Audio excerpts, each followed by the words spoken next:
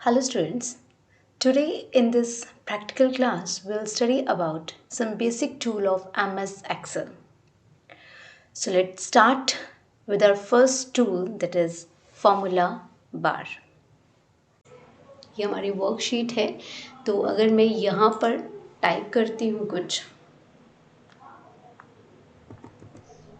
12 class, तो ये मेरी जो वर्कशीट है, फॉर्मूला बार है, ये जो यहाँ पे मैंने अभी हाईलाइट किया है ब्लैक कलर का, जो आपको बी कॉलम के ऊपर नज़र आ रहा है, इस FX लिखा है, इसे हम फॉर्मूला बार कहते हैं। तो जो भी आप अपने सेल में लिखोगे वो आपके फॉर्मूला बार में आपको शो होता जाएगा। ठीक है, यहाँ पे हमने सिलेक्ट किया ये, और यहाँ पे अगर हम आके लिखेंगे, फॉर्मूला बार में लिख रहे हैं, ये मैंने यहाँ पर सिलेक्ट किया है, और ऊपर FX में आके अगर मैं लिखती हूँ कंप्यूटर, तो वो नीचे भी शो होगा। आप अगर सेल में लिखते हो तो फॉर्मूला बार में शो होगा, अगर आप फॉर्मूला बार में लिखते हो तो वो आपको सेल में शो हो जाएगा। हमें ये वाले सारे नंबर्स जो है इनको एंटर करवाना है। फॉर एग्जांपल मैंने यहाँ पे एंटर करवाने हैं, ऐड करने हैं, तो हम क्या लिखेंगे यहाँ पे, सबसे पहले तो इक्वल का साइन यूज़ होगा, तो हम इक्वल का साइन लिखेंगे, उसके बाद ब्रैकेट को स्टार्ट करेंगे। फॉर एग्जांपल अगर आपने ये लास्ट वाले 3 नंबर करवाने हैं, वैसे तो हम इसको सिलेक्ट करके करेंगे तो नंबर वहाँ पे आ जाएंगे, ठीक है, लेकिन अगर हम लिखना चाहते हैं तो हम लिख के भी देख सकते हैं। फॉर एग्जांपल जो हमारा है 65, इसका है सेल G6, तो हम यहाँ पे लिखेंगे G6। हमें प्लस करवाना है तो हम प्लस का यूज़ कर सकते हैं, प्लस का साइन यूज़ करेंगे। उसके बाद G7 प्लस G8, और उसके बाद हम इसको ब्रैकेट को क्लोज कर देंगे एंड देन हम एंटर करेंगे, तो हमारा तीनों का यहाँ पे ये रिज़ल्ट आ जाएगा। इसके अलावा हमारे पास इसका जो दूसरा वे है वो ये है कि हम यहाँ पे इक्वल का साइन, तो अगर तो हमने प्लस का साइन यूज़ करना है, अगर तो हमें एडिशन करवानी है तो हम प्लस का साइन यूज़ करेंगे। लेकिन अगर आप इकट्ठे सारी वैल्यूज़ लिख रहे हो यहाँ पे ऐसे, तो उसके लिए थोड़ा सा चेंज होगा, बाकी सब तो वैसे ही आ जाएगा। यहाँ पे अब हमें जो कॉलम्स हैं वो नज़र आ रहे हैं, तो इक्वल के बाद हम यहाँ पे लिखेंगे सम, ठीक है, तभी वो ऐड करेगा। तो अगर हम हर वैल्यू के बाद प्लस का यूज़ करेंगे तो हमें सम लिखने की ज़रूरत नहीं होगी, ठीक है। जो सम है ये हमारा फंक्शन होगा, और अगर हम प्लस या किसी और सिंबल का यूज़ करते हैं लाइक माइनस, मल्टीप्लाई, तो वो हमारा फॉर्मूला होगा।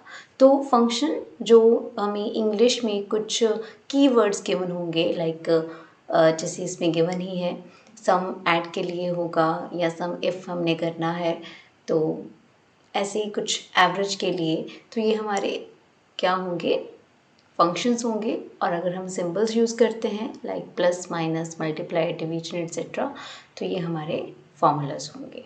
करना है तो हम यहाँ पे करेंगे G1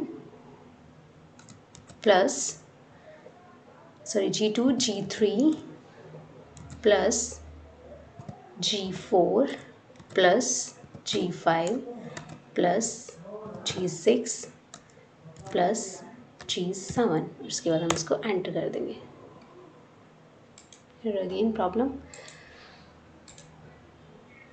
8, तो अगेन हमने ये लिखा है equal G2 plus G3 G4 G5 G6 G7 G8, और ब्रैकेट को हम क्लोज करेंगे, उसके बाद एंटर प्रेस करेंगे, तो हमारा जो आंसर है वो आ जाएगा। तो मल्टीपल हमारे पास वेज हैं एक ही फंक्शन जो है उसको परफॉर्म करने के लिए, ठीक है। हम फंक्शन का यूज़ कर सकते हैं, फॉर्मूले का यूज़ कर सकते हैं, मैनुअली सारा लिख सकते हैं, या अदर वेज के थ्रू भी हम अपनी जो कैलकुलेशंस हैं उनको परफॉर्म कर सकते हैं। तो हमने ये पता करना है कि हमने ये जो सेल है हमारा पूरा सेल, इसमें नंबर्स कितनी बार आए हैं। फॉर एग्जांपल मैंने यहाँ पे लिखा इक्वल काउंट और ये ब्रैकेट स्टार्ट की। उसके बाद मैं लिखती हूँ यहाँ पे A6, एड्रेस लिख लेते हैं A6 कॉलन, लास्ट वाला G, एक मिनट, A7 था, A7 colon to G7, bracket close कर देंगे, एंटर करेंगे, हमें आंसर आया है 6। इसका मतलब है कि इस पूरी रो में हमारे पास जो वैल्यूज़ हैं, न्यूमेरिकल वैल्यूज़ जो हैं वो 6 हैं। तो काउंट करके देखते हैं, 1, ये 1 हो गया, 2, 3, 4, 5, 6, तो हमें आंसर क्या आ गया था 6। अगर मैं यहाँ से फाइंड करने की कोशिश करूँ कि न्यूमेरिकल वैल्यू कितनी थी, यहाँ पे मैंने लिखा इक्वल काउंट B1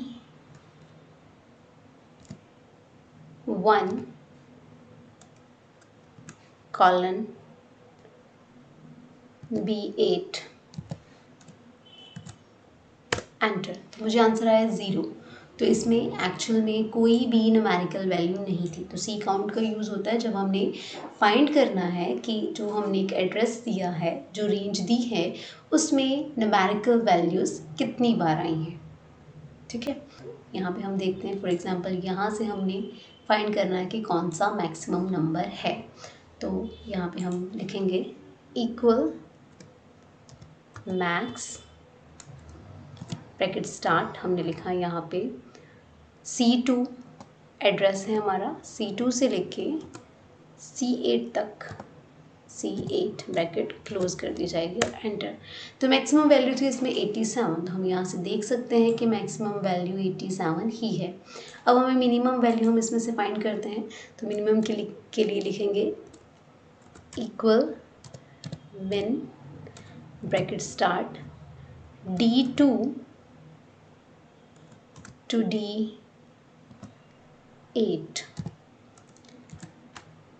तो आंसर आ गया 34। तो इसमें मिनिमम वैल्यू थी हमारी 34। तो हम यहाँ पे लिखेंगे, फॉर एग्जांपल हमें इसकी एवरेज फाइंड करनी है। ठीक है, तो हमने यहाँ पे लिखा equal average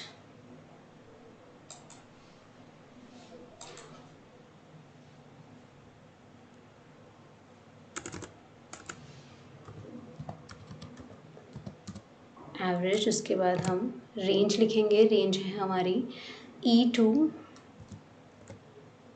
to E8, bracket close, enter. हमारा आंसर आ गया 67.71429।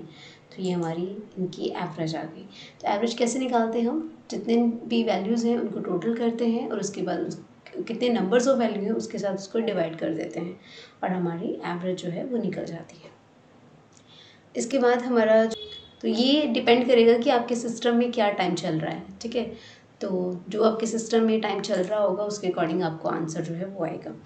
तो फॉर एग्जांपल मैंने यहाँ पे लिखा नाउ, एंटर। तो आ गया हमारे पास 20, डेट है 7 मंथ है 2021, हमारा जो ईयर है, और 19/8 टाइम जो है वो हुआ है। इसके अलावा हमें टुडे यूज़ करना है। तो टुडे के लिए सेम, टुडे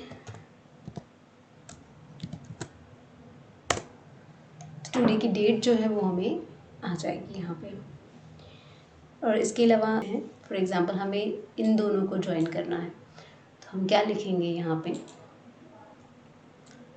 हम लिखेंगे concatenate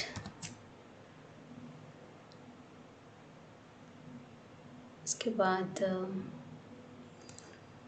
वैल्यूज़ लिख देंगे A2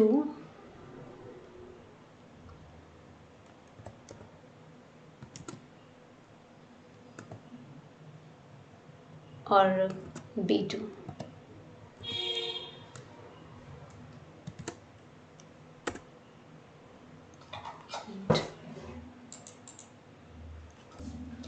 हमें कॉन्कैटिनेट करने के लिए जो टेक्स्ट है उसको ही यूज़ करेंगे, नंबर्स जो है उनका यूज़ नहीं करेंगे। तो दोबारा से करके देखते हैं।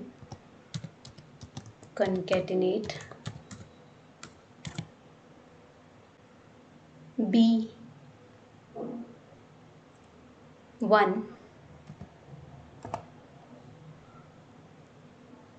Comma B2। तो हमारे पास आ गया नेम संदीप। तो अगर हमें दो या दो से ज़्यादा जो टेक्स्ट है उसको कॉन्कैटिनेट करना है, जोड़ना है, तो उसके लिए हम इसका यूज़ करेंगे। ठीक है, हम यहाँ पे स्पेस देते हैं तो नहीं आएगा सेम।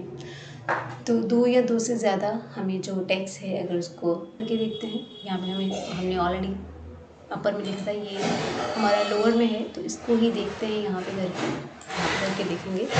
तो इक्वल अपर टेक्स्ट है हमारा ये E11, ब्रैकेट क्लोज कर देंगे, एंटर करेंगे तो कंप्यूटर अब यहाँ पे हमें अपर केस में लिखा हुआ नज़र आ रहा है। तो अगर हम इसको लोअर में करना चाहते हैं तो उसके लिए हम अगेन मिनट लोअर परफॉर्म करके देखते हैं। लोअर यहाँ पे परफॉर्म होगा। हमारा था ये E11 F11, तो ये हमें लोअर में इसको हम कन्वर्ट कर सकते हैं। इसके बाद जो फंक्शन है हमारे पास, ये टेबल है एक, तो फॉर एग्जांपल हम यहाँ पे लगा देते हैं इक्वल इफ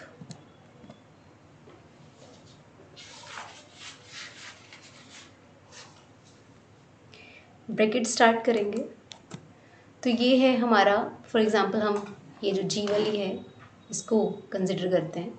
तो यहाँ पे हम लिख देते हैं कि मार्क्स हैं, मार्क्स हमें चाहिए ग्रेटर देन 35 होने चाहिए, तो वो पास होगा। अगर ग्रेटर देन 35 नहीं होंगे तो फेल होगा।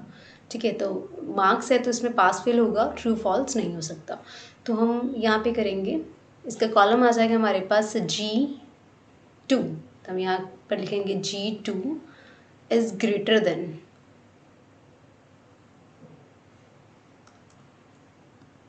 greater than 35,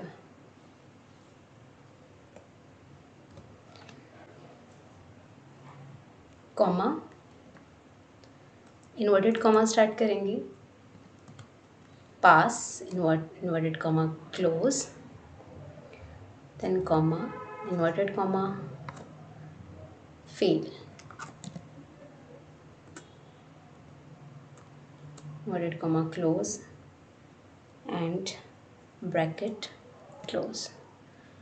एंटर करेंगे, हमें आंसर आया पास, क्योंकि 67 जो है वो 35 से ग्रेटर है।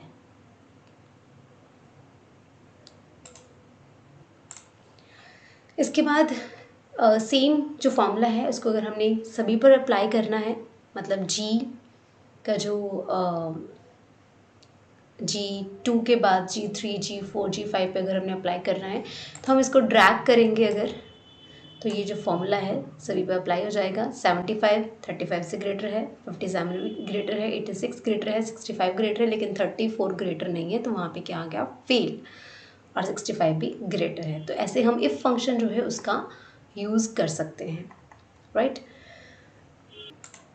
हमने टोटल करना है, फॉर एग्ज़ाम्पल यहाँ पे हमने टोटल करना है, हमें टोटल करना है, फॉर एग्ज़ाम्पल इनका टोटल करना है, लेकिन हम क्राइटेरिया लगाएंगे कि फॉर एग्ज़ाम्पल हमने क्राइटेरिया लगा दिया कि सिर्फ उनको ही ऐड किया जाएगा जो 60 से अबव हैं, जो 60 से बिलो होंगे उनको ऐड नहीं किया जाएगा। ठीक है, तो फॉर्मूला को क्या होगा हमारा, equal some if bracket start, उसके बाद हम रेंज लिखेंगे। हमारी रेंज क्या है, हमने ये लिया था D, मतलब D2 से लेके D8 तक। तो D2 D8, उसके बाद हमने इसमें जो कंडीशन है वो अप्लाई करनी है। तो यहाँ पे कॉमा आ गया, हमने करना है इन्वर्टेड कॉमा लगाएंगे, ग्रेटर देन 60 करना था हमें, ठीक है। इन्वर्टेड कॉमा क्लोज कर देंगे, उसके बाद ब्रैकेट भी क्लोज हो जाएगी, एंटर करेंगे। तो अब इसमें सिर्फ वो उन्हीं आइटम को ऐड करेगा। आप इसको ऐड करके देख सकते हो कि अगर हम इसको ऐड करते हैं, फॉर एग्जांपल यहाँ पे अगर हमने इसका सम कर दिया, इक्वल सम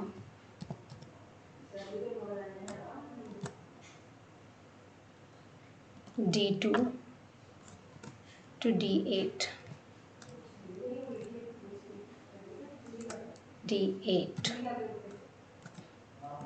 तो इसका आंसर आया 449। इसका मतलब यहाँ पर उसने सिर्फ उनको ही ऐड किया जो 60 से ग्रेटर थे। लाइक उसने 57 को ऐड नहीं किया, 34 को ऐड नहीं किया, सिर्फ उनको ऐड किया जो 60 से ग्रेटर थे। तो हमने इसमें क्राइटेरिया लगा दिया, हमें सम करना है लेकिन कंडीशन के साथ। हम सिर्फ उन्हीं आइटम को ऐड करेंगे जो हम कंडीशन लगा रहे हैं, जो कंडीशन को फुलफिल करेंगे। तो इसके लिए हम क्या यूज़ करेंगे, सम इफ़ का यूज़ करेंगे। उसके बाद नेक्स्ट है हमारे पास काउंट इफ़। काउंट इफ़ का यूज़ होता है कि हमने जो कंडीशन लगाई है, हमने देखना है कि वो नंबर कितनी बार अकर हुआ है, कितनी बार आया है आपकी उस रेंज में। तो इसका जो फॉर्मूला है ये भी सेम रहेगा, equal count if range and criteria. तो यहाँ पे हम अगेन इसको देखते हैं। फॉर एग्जांपल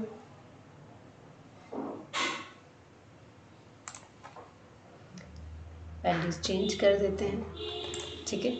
तो हमने यहाँ पे लिया इक्वल काउंट इफ, इसके बाद यहाँ पे सेल की रेंज लिखेंगे। सेल की रेंज है हमारे पास F2 to F8,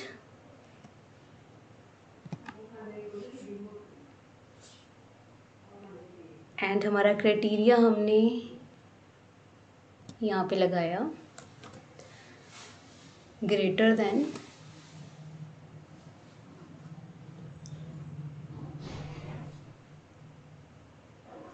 1 minute.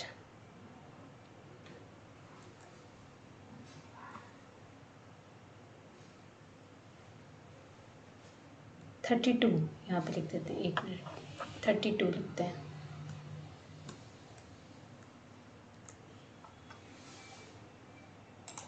Equal 32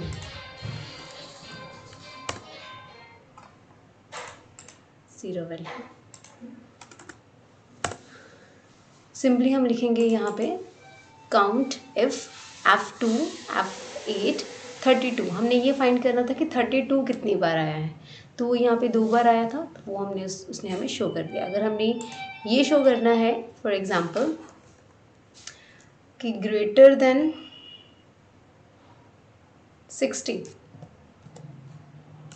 तो हमें उसने शो किया 3 बार आया है। तो 3 बार देख सकते हैं, ये भी 60 से ग्रेटर है, ये भी ग्रेटर है और ये ग्रेटर है।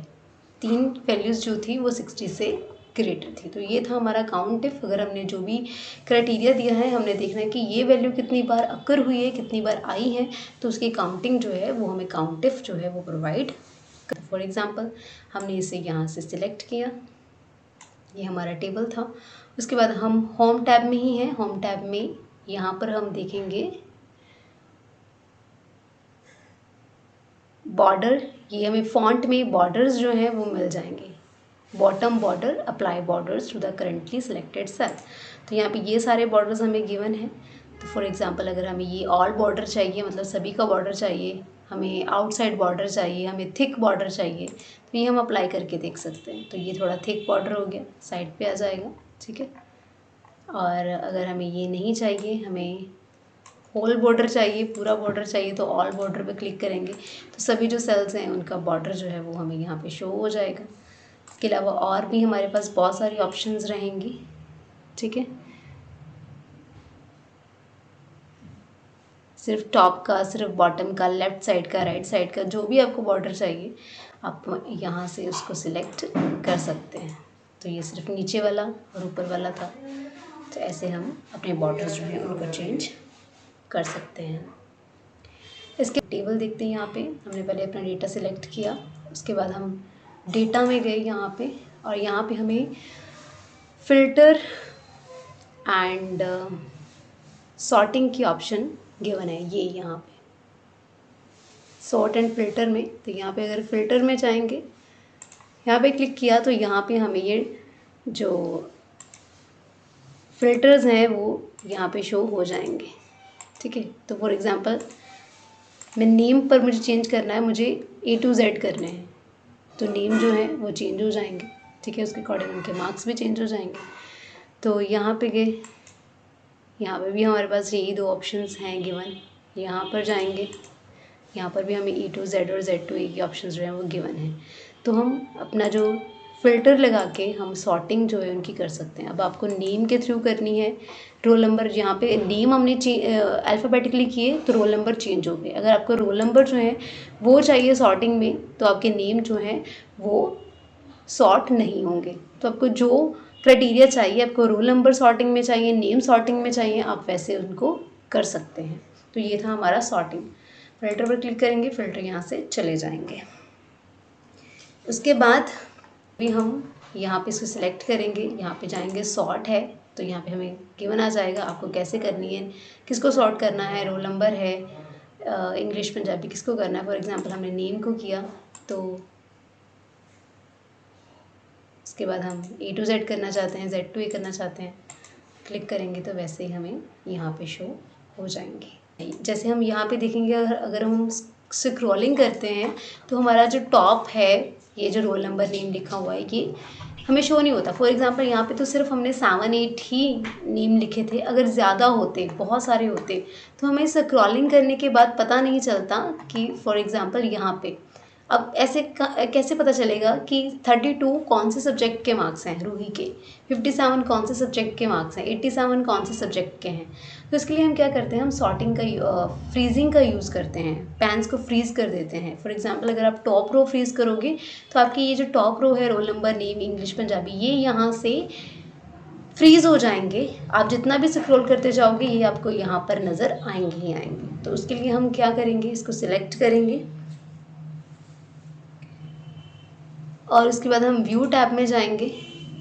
व्यू टैब में हमें फ्रीज़ पैन की ऑप्शन गिवन है, यहाँ पे इसको हम क्लिक करेंगे। यहाँ पे है freeze panes, freeze top row, freeze first column. तो फ्रीज़ टॉप रो अगर हमने किया तो उसके बाद अगर हम स्क्रॉलिंग करते हैं तो हमें रोल नंबर, नेम, ये सब हमें शो होंगे, ये हाइड नहीं हो जाएंगे। तो ये होता है फ्रीज़ पैन।